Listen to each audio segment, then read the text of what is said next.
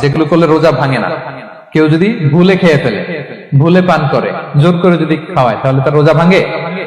ভাঙে। দিনের বেলায় হাজবেন্ড ওয়াইফের মধ্যে কিস করা, হাগ করা, এতে রোজা ভাঙে না। স্বপ্নদোষ যদি হয়ে যায়, ইহতিলাম যেটা ওয়েট ড্রিম, রোজা ভাঙে না। ব্লাড টেস্ট করলে রোজা ভাঙে না। অনিচ্ছাকৃত বমিতে রোজা ভাঙে না। নাক দিয়ে রক্ত পড়লে রোজা ভাঙে না। দাঁত ফালানো যায় রোজা অবস্থায়, রোজা ভাঙে না।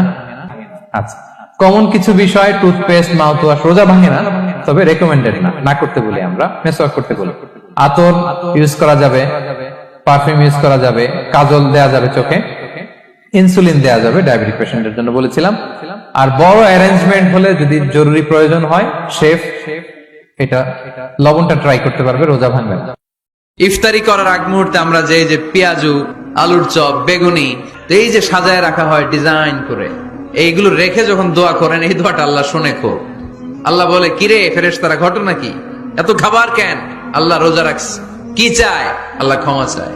তো খায় না যে তৃষ্ণার, তো আল্লাহ আপনার ভয়। আমারা দেখছে না, আল্লাহ আপনারা দেখে নাই। জান্নাত দেখে নাই, আমার জাহান্নাম দেখেছে, আল্লাহ কিন্তু জানে। তারপরে ফেরেশতাদের মুখ থেকে বের করা হবে, আমার জাহান্নাম দেখে